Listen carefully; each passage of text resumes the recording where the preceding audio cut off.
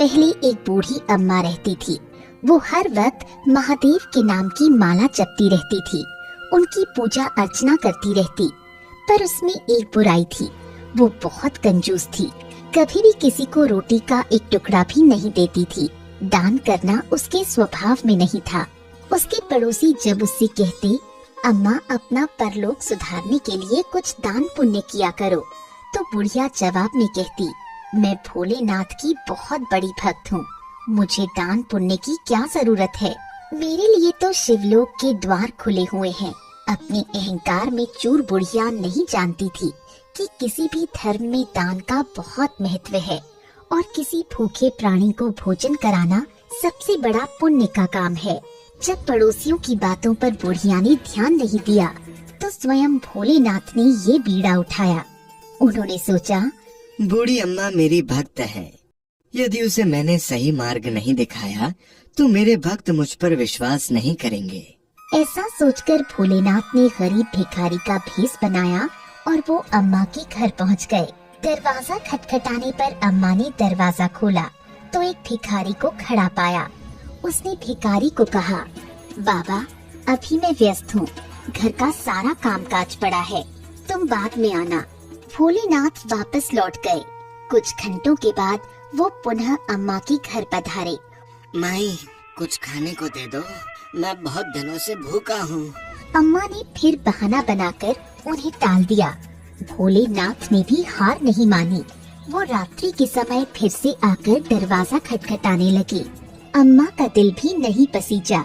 वो कहने लगी, बाबा माफ करना, सारा भोजन समाप्त हो गया है, कुछ नहीं बचा, बाद में आना।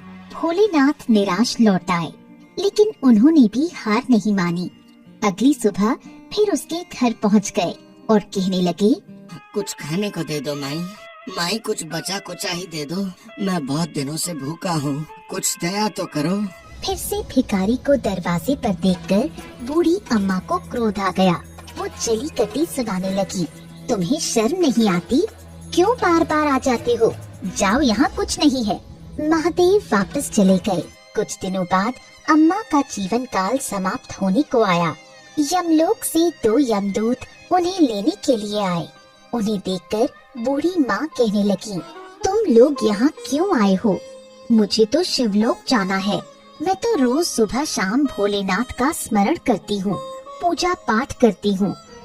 यमदूत बोले, केवल शिव जी की पूजा करने से कुछ नहीं होता, साथ में अच्छे कर्म भी करने पड़ते हैं। तूने कौन सा पुण्य का काम किया है?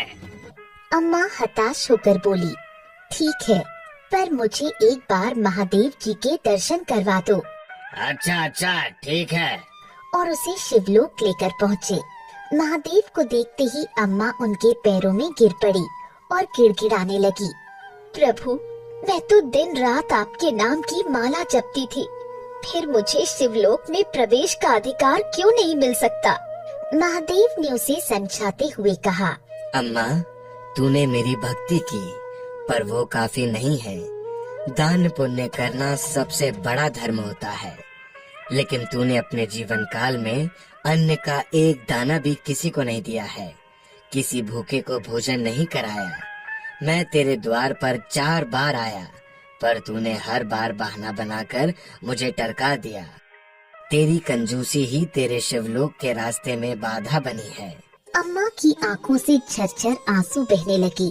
उसने कहा, मुझे माफ कर दीजिए, मुझसे बहुत बड़ी गलती हो गई। मेरी आंखों पर पर्दा पड़ा था, एक मौका दे दीजिए। महादेव को उस पर दया आ गई। वे बोले, अच्छा ठीक है, मैं तुम्हें एक अवसर देता हूँ। तू वापस धरती पर जा, वहाँ जाकर पुण्य का कार्य कर। 7 दिन की अवधि तेरे पास है, इस अवधि का जितना उपयोग कर सकती है कर ले। बुढ़िया खुश होकर अपने पुराने शरीर में प्रवेश कर धरती पर अपने पुराने घर में लौट गई। अब तो उसका जीवन ही बदल गया। वो रोज दान पुण्य करने लगी। कोई भी भिखारी उसके दरवाजे पर आता तो हलवा पूरी तथा तरह तरह के पकवान बनाकर प्रेम से खिलाती। रोज अच्छा भोजन बनाकर मार्ग में बैठे भिखारियों को बांटने जाती। 1 सप्ताह तक बुढ़िया ने खूब पुण्य कमाया। मरने से पहले घर की सभी वस्तुएं, बर्तन, वस्त्र, अनाज, यहाँ तक कि सोने के गहने भी सब लोगों को बांट दिए। मृत्यु का समय आते ही उसने देह त्याग किया और शिवलोक चली गई। इस तरह भोलेनाथ ने कंजूस बुढ़िया का जीवन बदल दिया।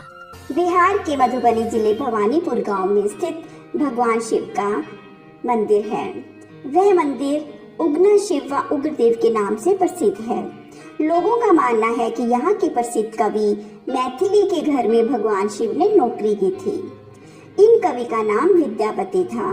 यह हिंदी साहित्य के मुख्य कवि माने जाते हैं। वे भगवान शिव के बहुत बड़े भक्त थे। उन्होंने भगवान शिव पर कई गीतों की रचना की है।